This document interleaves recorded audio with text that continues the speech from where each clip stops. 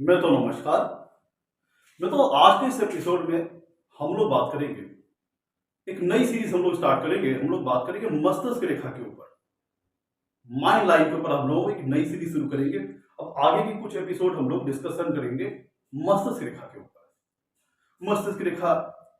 के किन प्रकारों पर हम लोग बात करेंगे और उनके फलों के ऊपर बात करेंगे। तो सबसे पहले ये जान लिया जाए हाथ में कि मस्तिष्क रेखा की प्लेसमेंट होती कहां पे है। सबसे पहले बात करिए मस्तिष्क रेखा, जैसे कि आप नाम से ही समझ रहे हैं, इसको मस्तिष्क रेखा कहते हैं, शीर्ष रेखा कहते हैं, मात्र रेखा कहते हैं, ये माइंड लाइन इसको हम कहते हैं। जो आपके दिमाग की बौद्धिक क्षमता कितनी है, कितना आपके पास इंटेलिजेंस पावर है, कैसा आपका आईक्यू लेवल है, इंटेलिजेंस क्योटल लेवल आपका कैसा है, इसको हम लोग कुंडली में हाथ में हम लोग मस्तिष्क रेखा से देखते हैं। तो मस्तिष्क रेखा ये बताती है कि आपके पास बौद्धिक क्षमता में प्रखरता है, या फिर आप डम्ब नेचर के हैं, या फिर बौद्धिक रूप से आपके बौद्धिक क्षमता का विकास नहीं हुआ है, मतलब संपूर्ण रूप से बौद्धिक क्षमता का विकास नहीं हुआ है। इन सारी चीज की जो हमें जानकारी मिलती है हाथों में, वो मस्तिष्क रेखा से मिलती है। तो सबसे पहले इसकी प्लेसमेंट देख लेते हैं। तो अगर हम इन जनरल बात करें तो ये हमारा गुरु क्षेत्र है। आप ये जो पोर्शन देख रहे हैं, ये हमारा गुरु क्षेत्र है, और ये जो नीचे जीवन रेखा के पास नीचे का जो प्लेसमेंट आप देख रहे हैं, ये मंगल क्षेत्र है। तो जो मस्तिष्क रेखा की जो स्टार्टिंग होती है, अमूमन इन जनरल आपको जीवन रेखा से स्पर्श करती हुई आपको इसकी स्टार्टिंग मिलेगी, और आगे जाकर के थोड़ा सा ये चंद्र क्षेत्र, ये देखिए नीचे हाथ में चंद्र क्षेत्र है, चंद्र क्षेत्र की ओर इसका झुकाव रहता है। तो एक लंबी मस्तिष्क रेखा, स्पष्ट मस्तिष्क रेखा, जिसका झुकाव चंद्र क्षेत्र की ओर होता है, इसको हम एक अच्छी मस्तिष्क रेखा मानते हैं। एक बहुत लंबी मस्तिष्क रेखा जिसका झुकाव चंद्र क्षेत्र की ओर है,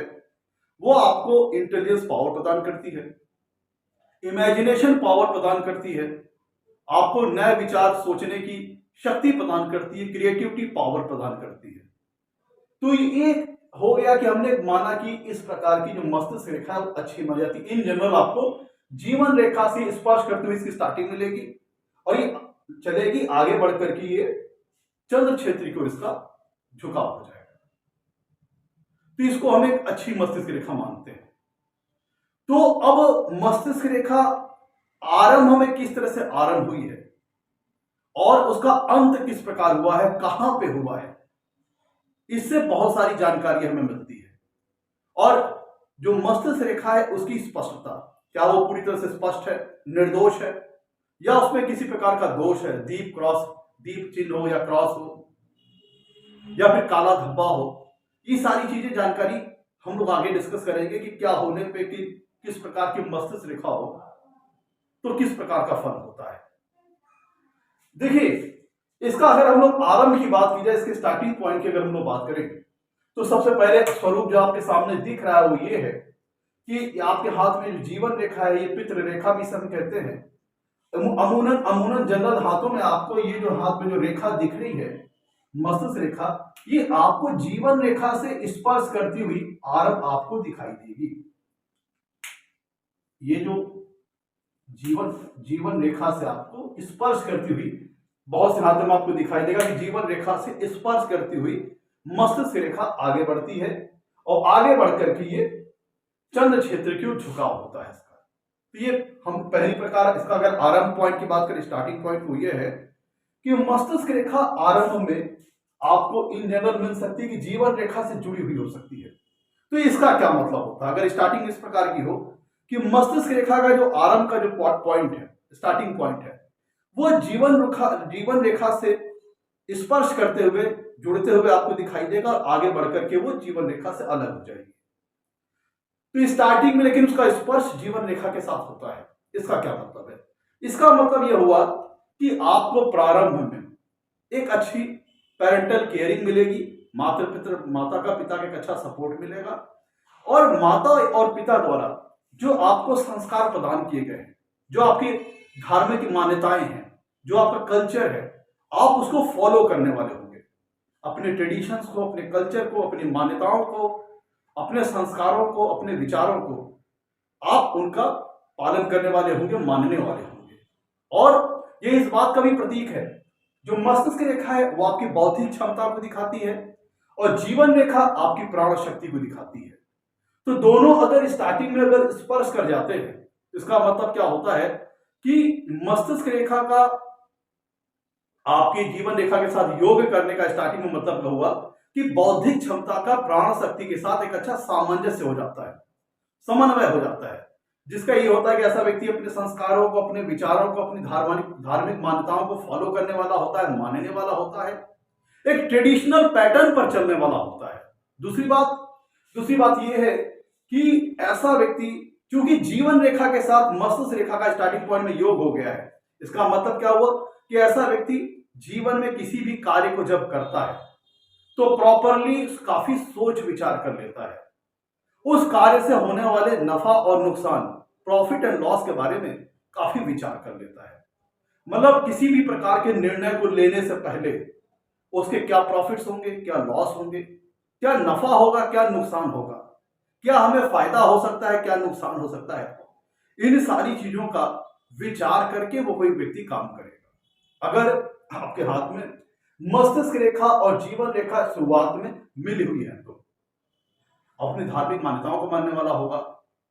अपने ऐसे व्यक्ति के अंदर जो सामाजिकता का भाव होता है वो प्रॉपरली मौजूद होता है। लेकिन अगर मान लीजिए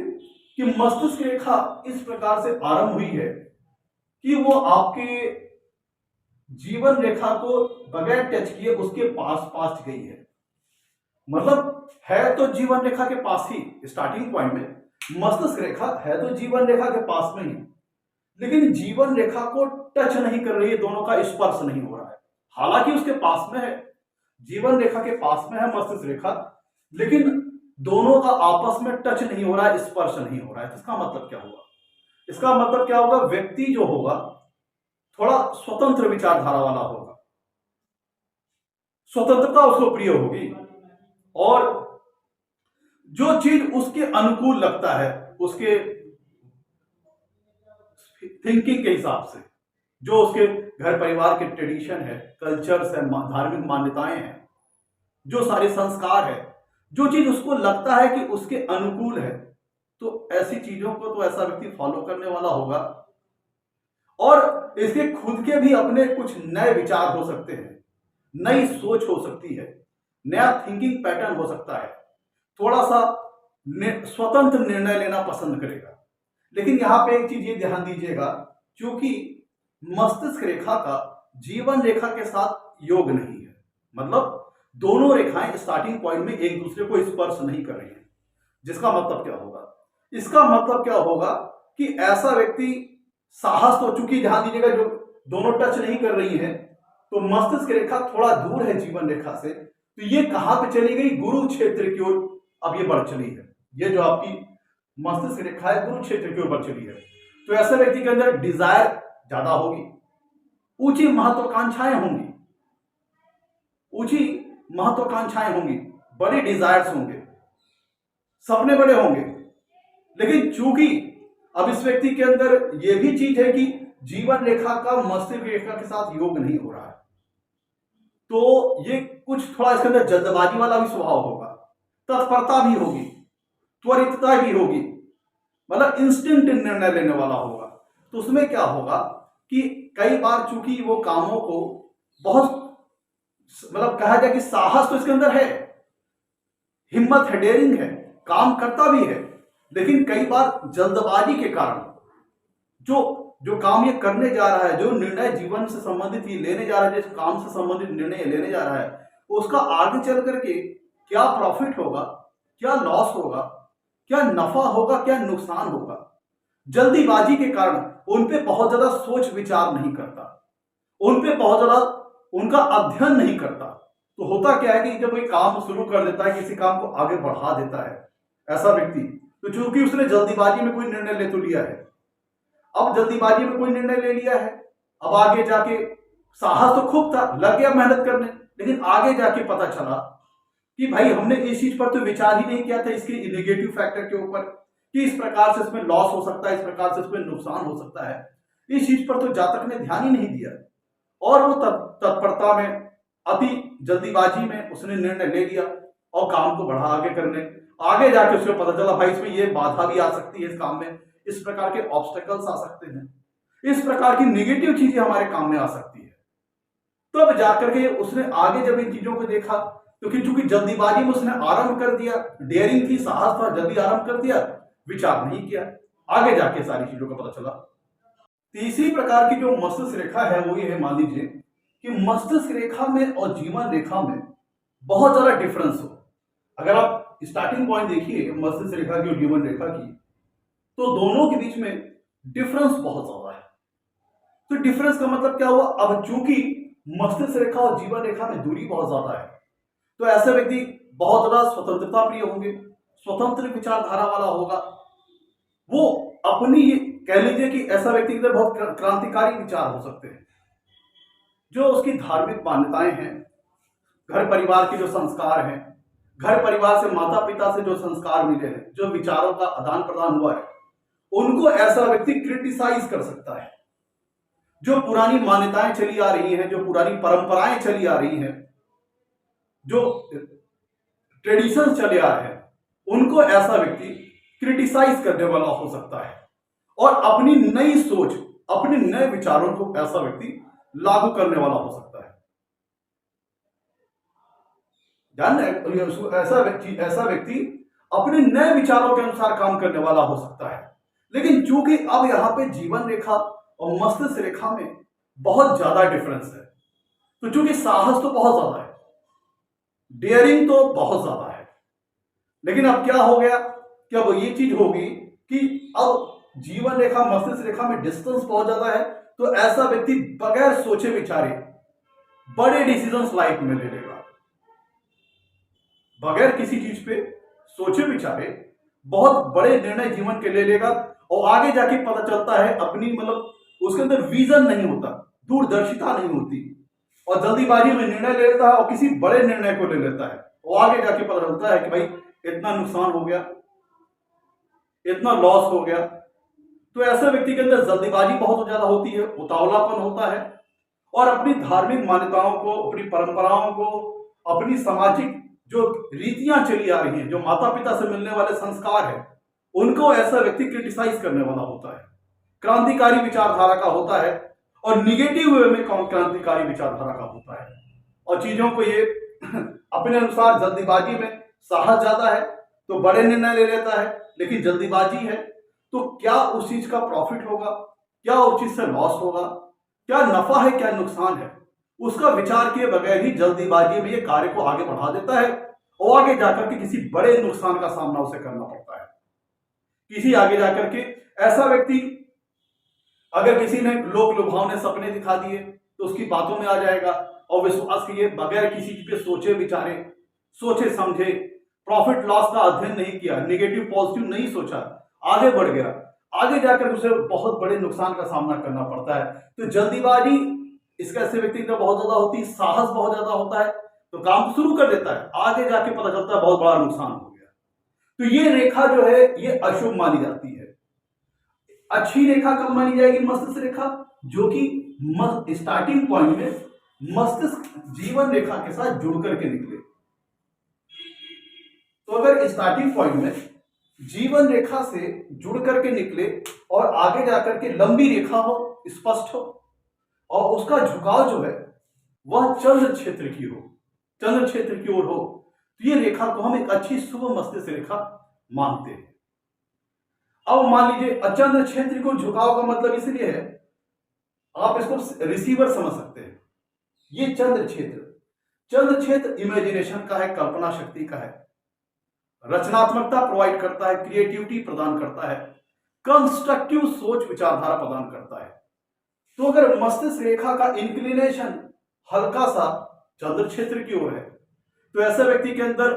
नए विचारों का समायोजन बहुत बढ़िया होता है, ऐसे व्यक्ति के अंदर क्रिएटिविटी बहुत ज्यादा होती है, कंस्ट्रक्टिव विचारधारा का होता है, पॉजिटिव विचारधारा का होता है, और उसके अंदर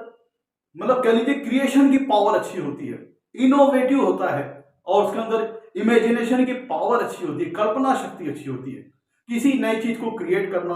किसी नए चीज पे ऐसा व्यक्ति काव्य क्षमता इसके अंदर बड़ी अच्छी होती है। अगर ऐसा व्यक्ति राइटर बनना चाहता है, जो एक अच्छा लेखक बन सकता है, जो कि अपने कल्पना शक्ति के बलबूते या अपने नए विचारों के बलबूते अपने कार्यों में बड़ी अच्छी सफलता प्राप्त कर सकता है।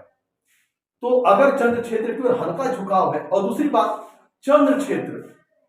आप समझिए कि आपके भावनाओं का क्षेत्र है,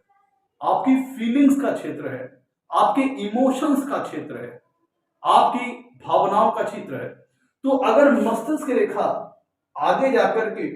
चंद्र क्षेत्र की ओर अगर इसने झुकाव बनाया हुआ है, तो इसका मतलब क्या हुआ? ऐसे व्यक्ति के अंदर फीलिंग्स, इमोशंस, भावनाएं अच्छी मात्रा में होती है। उसके अंदर सामाजिकता का भाव होता है। उसे ये पता होता है कि मैं ये काम करने जा रहा हूं, तो इससे किसी व्यक्ति के ऊपर क्या रिएक्शन आएगा। क्या ऐसा तो नहीं है मैं काम करने जा रहा हूं किसी व्यक्ति को बुरा लगेगा, ये जो मैं काम करने जा रहा हूं इससे व्यक्ति किसी व्यक्ति का अहित होगा। तो ऐसे व्यक्ति के अंदर मानवता की भावना होती है। ऐसा व्यक्ति दयालु प्रवृत्ति का होता है, काइंड हार्टेड होता है, मानवता की भावना उसके अंदर होती है। तो मतलब चंद्र क्षेत्र की ओर झुकाव होने का ऐसे व्यक्ति के अंदर फीलिंग्स होती है, इमोशंस होते हैं। तो ऐसा व्यक्ति अपने हित को तो ध्यान में रखता है, रचनात्मक विचारधारा का होता है, क्रिएटिव होता है, लेकिन साथ ही साथ ये भी दूसरों के हितों को भी महत्व देता है, दूसरों के हितों के बारे में सोचता है, दूसरों की केयरिंग करने वाला होता है, दूसरों के बारे में सोचने वाला होता है, और बहुत ही क्रिएटिव विचारधारा का होता है, बहुत ही कंस्ट्रक्टिव, बहुत ही पॉजिटिव अप्रोच वाला वैसा व्यक्ति होता है। अब ध्यान दीजिएगा कि मान लीजिए अब हम लोग एक चीज जानते हैं कि अति सर्वत्र वर्जते, किसी चीज की अगर अति होती है तो खराब मानी जाती है। अब मान लीजिए कि अगर मस्तिष्क रेखा आगे बढ़ करके झुकाव लेते हुए आती है और चंद्र क्षेत्र की ओर चली जाती है, मान लीजिए कि मस्तिष्क रेखा आपके हाथ में है, वो आगे बढ़ करके झुकाव लेते हुए चंद्र क्षेत्र की ओर आ गई। अब चंद्र क्षेत्र क्या रिप्रेजेंट करता है? कल्पना शक्ति, इमेजिनेशन पावर, क्रिएटिविटी की पावर, रचनात्मकता और फीलिंग्स और इमोशंस। अब क्या है कि चूंकि मस्तिष्क क्या डिनोट कर रहा है? आपके माइंड को, आपके ब्रेन को। और वो चला गया, वो कहां चला गया? चंद्र क्षेत्र पर। तो ऐसे व्यक्ति के अंदर चंद्र क्षेत्र से संबंधित जो चीजें हैं बहुत ज्यादा प्रधानता ले लेगी। ऐसा व्यक्ति भावुक स्वभाव का हो सकता है, उसके अंदर कल्पना शक्ति बहुत ज्यादा हो सकती है, उसके अंदर इमेजिनेशन पावर बहुत ज्यादा हो सकती है। क्योंकि भावुक स्वभाव का हो सकता है, तो किसी के द्वारा बोली गई बातों से ऐसा व्यक्ति हर्ट भी ज्यादा हो सकता है, इमोशंस इसके हर्ट हो सकते हैं, क्योंकि ऐसे व्यक्ति के अंदर भावुकता, फीलिंग्स, इमोशंस, ये सारी भावनाएं बहुत ज्यादा होती है। लेकिन ऐसे व्यक्ति के अंदर पॉजिटिव चीज क्या है कि उसके अंदर कल्पना शक्ति बहुत टॉप क्लास की होती है, इमेजिनेशन पावर बहुत अच्छी होती है, कंस्ट्रक्टिव पावर बहुत अच्छी होती है, रचनात्मकता, क्रिएशन की पावर, सारी बहुत चीजें अच्छी थी। तो ऐसा व्यक्ति अगर काव्य संकलन के क्षेत्र में जाता है, गद्य संकलन के क्षेत्र में अगर जाता है, लेखक बनता है, उपन्यासकार बनता है, कवि बनता है, तो वो सारे क्षेत्र जहां पे इमेजिनेशन पावर की आवश्यकता है, स्क्रिप्ट राइटर बन सकता है। जो पिक्चर वगैरह में जो स्क्रिप्ट वगैरह लिखी जाती है, तो जो स्क्रिप्ट राइटर बन सकता है। तो ऐसे व्यक्ति के अंदर एक चीज होगी, कल्पना शक्ति बहुत ज्यादा होती है। तो अगर पॉजिटिव डायरेक्शन में उसका अगर इस्तेमाल हो, तो ऐसा व्यक्ति एक अच्छा स्क्रिप्ट राइटर हो सकता है, एक अच्छा लेखक हो सकता है, एक अच्छा गद्य संकलन करने वाला हो सकता है, एक अच्छा पद्य संकलन करने वाला हो सकता है, काव्य लेखन करने वाला हो सकता है, साहित्यिक रचना करने वाला ऐसा व्यक्ति हो सकता है, जिनके हाथ में ये चली जाती है रेखा, मस्तिष्क रेखा पे चंद्र क्षेत्र पर। एक बात यहां पे ध्यान दीजिएगा, चंद्र क्षेत्र की स्थिति यहां पे अच्छी होनी चाहिए।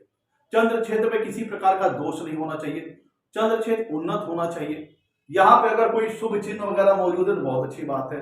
तो ये रिजल्ट तब आएगा, ध्यान दीजिएगा, कि चंद्र क्षेत्र जब आपका उन्नत हो, बेहतर हो, डेवलप्ड हो, किसी प्रकार का निर्दोष हो, कोई वहां पे दोष ना हो किसी प्रकार का, तब आपको इसी प्रकार का रिजल्ट दिखाई देगा। लेकिन चूंकि ऐसे व्यक्ति के अंदर कल्पना शक्ति बहुत ज्यादा होती है और चंद्र क्षेत्र पे जाने के कारण ऐसे व्यक्ति के अंदर भावना, इमोशंस, फीलिंग्स, ये सारी भावनाएं बहुत ज्यादा हो जाएंगी। तो किसी के द्वारा बोली गई कोई अगर किसी ने कुछ बात कह दी, वो बुरी लग गई, तो उसका ऐसे व्यक्तियों को बड़ा गहरा आघात भी पहुंच सकता है, दिल पे किसी बात को ले सकते हैं, क्योंकि इनके अंदर चंद्र क्षेत्र की प्रधानता बहुत ज्यादा हो जाती है। और तो आप अगर देखेंगे तो ये जो तुमने सकारात्मक बात बताई है। अगर मान लीजिए कि चंद्र क्षेत्र पे अशुभ चिन्ह है, मान लीजिए यहाँ पे आड़ी रेखाएं बहुत ज्यादा है, चंद्र क्षेत्र दबा हुआ है, मान लीजिए कि चंद्र क्षेत्र पर आड़ी रेखाएं हैं, चंद्र क्षेत्र दबा हुआ है, और यहाँ पे मान लीजिए कि मस्तिष्क रेखा पे क्रॉस का चिन्ह हो, मस्तिष्क रेखा पे क्रॉस का चिन्ह हो, या फिर मस्तिष्क रेखा पे कोई आड़ी रेखा काटती हो, तो क्या होगा, तब ये अशुभता ले लेगा। तब ऐसा व्यक्ति अति कल्पना शक्ति के कारण, बहुत ज्यादा भावना प्रधान होने के कारण ऐसे व्यक्ति के अंदर जो अब सकारात्मकता थी वो नेगेटिविटी की ओर कन्वर्ट हो जाएगा। ऐसे व्यक्तियों की डूब के कारण मौत भी हो सकती है, आत्महत्या करने की टेंडेंसी हो सकती है। अति कल्पना शक्ति के कारण ऐसे व्यक्ति के अंदर पागलपन वाली जो चीजें होती हैं, कह लीजिए कि मैडनेस जो होती है वो चीज आ जाती है, तो ये चीज अशुभता ले लेगी और ऐसा व्यक्ति पागलपन का शिकार हो सकता है। किसी बात का हो सकता है, उसमें गहरा आघात लगे, तो सुसाइडल टेंडेंसी हो सकती है, आत्महत्या करने की टेंडेंसी हो सकती है। और कह लीजिए कि तब यहाँ पे ये चीज नकारात्मक रूप ले लेगी और व्यक्ति जो कल्पना शक्ति है वो नेगेटिव दिशा में जाएगी, वो डिस्ट्रक्शन वाली दिशा में चली जाएगी। ऐसा व्यक्ति सेल्फ डिस्ट्रक्शन करने लगता है। अगर मान लीजिए जीवन रेखा के ऊपर, ये मस्तिष्क रेखा के ऊपर चंद्र क्षेत्र पहुंच गई है, चंद्र क्षेत्र दबा हुआ है, वहां पे आड़ी उड़ी रेखाएं हैं, और मस्तिष्क रेखा को कोई आड़ी रेखा काटे या वहां पे क्रॉस चिन्ह वगैरह हो मस्तिष्क रेखा पर, तब ऐसे व्यक्ति की सुसाइडल टेंडेंसी हो सकती है। ऐसे व्यक्ति के अंदर आत्महत्या करने की संभावना होती है, नदी में कूद करके जल में डूबने से ऐसे व्यक्ति की मौत वगैरह भी हो सकती है, अगर इस प्रकार की रेखा हाथ में होती है तो। लेकिन आप लोग देखेंगे कुछ लोग आपको दिखाई देंगे कि अपने ही मन में कुछ वो गुमसुम से रहते हैं, अपने आप से कुछ बातें करने लगते हैं, अपने आप से वो बातचीत करते हुए प्रतीत होते हैं, अपने आप के ही वो इशारे करते रहते हैं, जो कि किसी सामान्य व्यक्ति को देखने से ऐसा लगेगा वो व्यक्ति पागल है,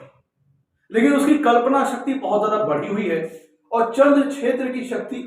क्षेत्र अशुभ अवस्था में है, और यहाँ पे मस्तिष्क रेखा के ऊपर या तो क्रॉस चिन्ह है, या तो द्वीप है, या तो फिर आड़ी रेखा से कटा हुआ है, तो उसके फलस्वरूप ऐसे व्यक्ति के अंदर पागलपन व कल्पना शक्ति इतना ज्यादा प्रधानता ले लेती है, व्यक्ति पागलपन का भी शिकार हो सकता है। या बहुत सारे ऐसे लोग अगर आप ध्यान देखें, जो लोग बहुत ज्यादा मेंटल वर्क करते हैं, बहुत ज्यादा दिमागी काम करते हैं, तो कई बार क्या होता है कि वो इतना ज्यादा दिमाग का अत्यधिक प्रयोग कर लेते हैं, इतना ज्यादा एग्जॉस्ट हो जाते हैं कि वो कुछ समय के लिए या ज्यादा समय के लिए मानसिक विकार, मानसिक रोगों का शिकार हो जाते हैं। मेंटल डिप्रेशन कह लीजिए, अवसाद कह लीजिए। अगर यहाँ पे मस्तिष्क चंद्र क्षेत्र दबा हुआ है, दूषित है, दोष से युक्त है, और मस्तिष्क रेखा पे क्रॉस या आड़ी रेखा से कटा हुआ है, तब ऐसा व्यक्ति डिप्रेशन में जा सकता है, अवसाद में जा सकता है, आत्महत्या करने की टेंडेंसी हो सकती है, जल में डूबने से मौत हो सकती है, पागलपन का शिकार हो सकता है, या बहुत ज्यादा दिमाग का एक्सेसिव यूज करने के कारण, दिमागी वर्क, मेंटल वर्क बहुत ज्यादा करने के कारण मेंटल एग्जॉस्शन का शिकार हो सकता है। या ऐसा व्यक्ति कुछ देर के लिए मनोरोगी हो सकते हैं, या लंबे समय के लिए मानसिक रोगी वगैरह हो सकते हैं ऐसा व्यक्ति। अब ध्यान दीजिएगा, आप ये मैंने एक साधारण सूत्र बताया। अब मान लीजिए कि आपके हाथ में जो मस्तिष्क रेखा है वो थोड़ा हृदय रेखा की ओर झुकाव लेते हुए नीचे की ओर आए। हृदय रेखा की ओर, मान लीजिए आपके हाथ में जो मस्तिष्क रेखा है वो थोड़ा सा हृदय रेखा की ओर उसका झुकाव हो, फिर वो नीचे की ओर घूम जाए। तो अगर हृदय रेखा के करीब जा रही है मस्तिष्क रेखा, हृदय रेखा क्या शो करता है, आपके जो भावनाएं हैं, आपका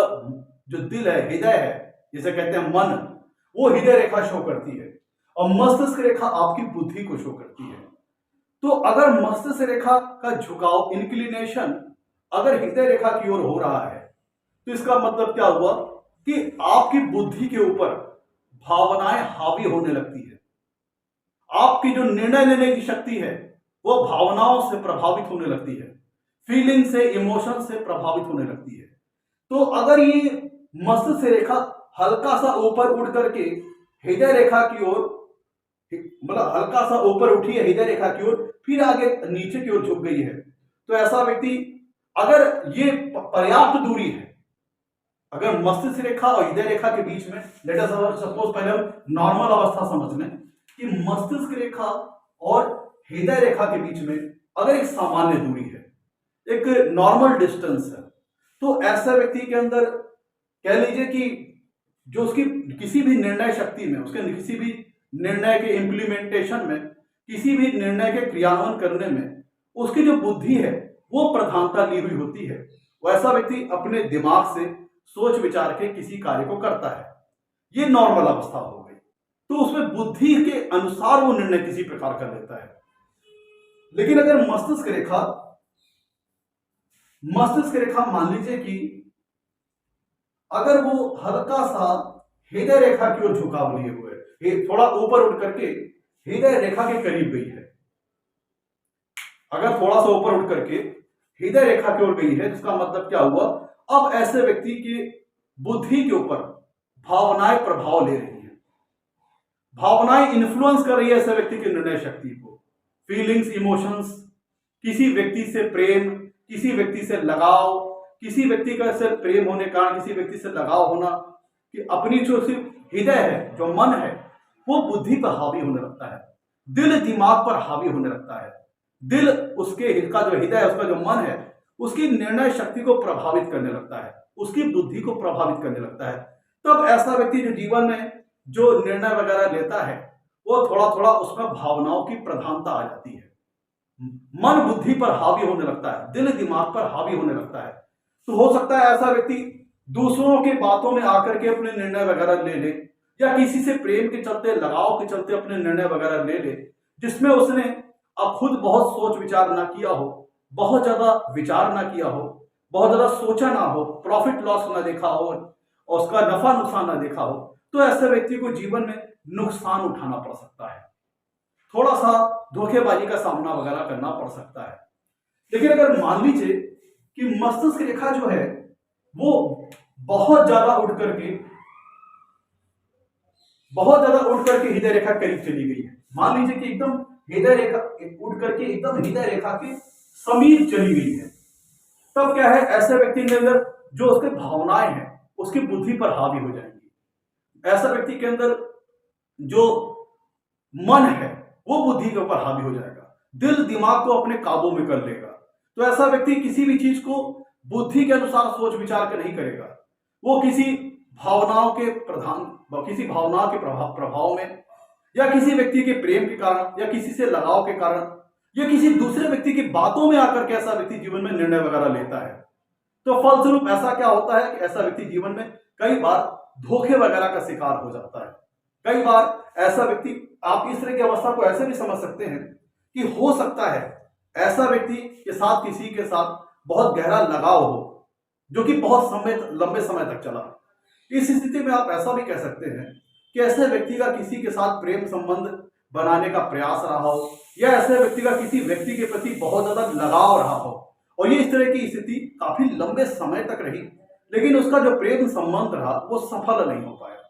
जो उसका लव रिलेशन रहा वो सफल नहीं हो पाया। तो एक लंबे पीरियड तक ऐसा व्यक्ति भावनाओं के प्रभाव में रहा। फिर आगे अगर जाकर के रेखा नीचे की ओर झुकती है मस्तिष्क रेखा, तो फिर एक लंबे समय के बाद, लंबी अवधि के बाद ऐसा व्यक्ति धीरे धीरे सामान्य होने लगता है। तो ऐसा व्यक्ति प्रेम या किसी से लगाव के कारण, या किसी दूसरों की बातों में आ जाने के कारण धोखा खा सकता है, या काफी समय ऐसे व्यक्ति का नष्ट हो जाता है, भावनाएं हावी हो जाती हैं, फीलिंग्स उसका हृदय उसके बुद्धि के ऊपर, उसका मन उसकी बुद्धि के ऊपर पूरी तरह हावी हो जाता है, दिल उसके दिमाग के ऊपर हावी हो जाता है, और ऐसा व्यक्ति किसी के प्रेम के चलते, किसी के लगाव के चलते काफी समय तक उसके, मतलब कह लीजिए कि उसको पाने की चाहत में रहा, उसके चक्कर में रहा, लेकिन उसका प्रेम संबंध आगे जाकर के विफल हुआ, उसको सफलता नहीं मिल पाई। तब काफी लंबे समय तक सफरिंग झेलने के बाद फिर ऐसा व्यक्ति धीरे धीरे सामान्य होता है। लेकिन जब तक ऐसा व्यक्ति भावनाओं के प्रभाव में रहा, दूसरे व्यक्तियों के प्रभाव में रहा, तब तक वो ऐसा व्यक्ति किसी काम को बगैर सोचे विचारे, बगैर ज्यादा सोचे समझे, उसने भावनाओं के प्रभाव में किसी निर्णय को लिया, जिसके चलते उसे या तो धोखे का सामना करना पड़ा या फिर नुकसान का सामना करना पड़ा। इस तरह की अवस्था में आप ऐसा कह सकते हैं। अब मान लीजिए कि मस्तिष्क रेखा का जाके सीधे सीधे हृदय रेखा में विलय हो गया। मान लीजिए कि मस्तिष्क रेखा का जाकर के हृदय रेखा में विलय हो गया, तो पूरी तरह से भावनाओं ने बुद्धि पर काबू पा लिया, दिल ने पूरी तरह से दिमाग को अपने बस में कर लिया। तो ऐसा व्यक्ति अपने किसी परिजन के कारण या अपने किसी निकट संबंधी के कारण या अपने किसी प्रेम पक्ष के कारण, प्रेम संबंध के कारण, ऐसा व्यक्ति बहुत दिनों तक कह लीजिए कि प्रेम के प्रति बहुत ज्यादा समर्पित हो जाता है और पूरी तरह से जो निर्णय वो जीवन में लेता है वो भावनाओं के प्रभाव में लेता है, फीलिंग्स और इमोशंस के प्रभाव में रहता है। तो ऐसे व्यक्ति को किसी अपने निकट परिजन के कारण या किसी अपने गहरे करीबी संबंधी के कारण जीवन में बड़ा कष्ट उठाना पड़ सकता है। ऐसा व्यक्ति दूसरों की बातों में बहुत आसानी से आ जाता है। वो अपनी चीजों, अपने मन से, अपनी बुद्धि से किसी चीज पे इतना सोच विचार नहीं करता और दूसरों की बातों में आकर के निर्णय ले लेता है, और या फिर भावनाओं के प्रभाव में आकर किसी प्रकार का निर्णय ले लेता है, जिसके चलते उसे धोखा खाना पड़ता है, जीवन में कष्ट उठाना पड़ता है। और इस प्रकार की स्थिति अगर आपके हाथ में मस्तिष्क रेखा का जाकर के विलय हृदय रेखा में हो रहा है, तो ऐसे व्यक्ति जीवन में बार बार धोखा खाते हैं या अपने किसी प्रेम संबंध के चक्कर में उस पर न्यौछावर हो जाते हैं। प्रेम किसी संबंध के चलते अपना सब कुछ पूरा उस पर लुटा बैठते हैं, अपना कह लीजिए कि अपने मस्त बगैर, कहते हैं कि लोग जो स्थिति आज सुनोगे रोमियो जूलियट वाली, तो किसी प्रेम संबंध में इतनी ज्यादा आसक्ति हो जाती है कि वो जीवन में उसका क्या होने वाला है, अच्छा होने वाला है, बुरा होने वाला है, बेहतर होने वाला है, खराब होने वाला है, उस पर बगैर कुछ विचार किए संपूर्ण रूप से अपने आप को प्रेम के प्रति समर्पित कर देगा, तो जिसके चलते उसको आगे जाकर के काफी नुकसान उठाना पड़ता है या धोखा खाना पड़ता है। ऐसा व्यक्ति किसी निकट परिजन के वियोग के चलते या किसी करीबी संबंधी के चलते जीवन में इनको बड़ा मानसिक कष्ट उठाना पड़ता है और पूरे इनके निर्णय जो होते हैं भावनाओं के प्रधान होते हैं। और उसमें से अगर एक शाखा निकल करके मान लीजिए कि एक शाखा चली गई रेखा पे और एक शाखा आ गई आपकी चंद्र क्षेत्र पे, तो ऐसा व्यक्ति प्रेम के चक्कर में सब कुछ अपना लुटा बैठता है, न्यौछावर कर देता है और पूरी तरह से उसके ऊपर दिल दिमाग पे हावी हो जाता है। मन भाव जो उसके मन है वो बुद्धि के ऊपर काबू पा लेता है और धोखा, ऐसे व्यक्ति जीवन में धोखा खाने की प्रबल संभावनाएं हो जाती हैं और अपने ही निकट किसी परिजन द्वारा, क्योंकि ऐसा व्यक्ति आसानी से दूसरों की बातों में आ जाता है तो धोखा खाता है, नुकसान उठा बैठता है और चूंकि ये अंधा प्रेम करता है तो सब कुछ अपना लुटा बैठता है, न्यौछावर कर देता है। ये स्थिति बहुत ही खराब है, जिसके चलते व्यक्ति को अवसाद भी हो सकता है, घोर मानसिक कष्ट का सामना करना पड़ सकता है और घोर मानसिक अवसाद का भी सामना करना पड़ सकता है। इस तरह की स्थिति अगर हाथ में होती है तो मैं तो आज के एपिसोड में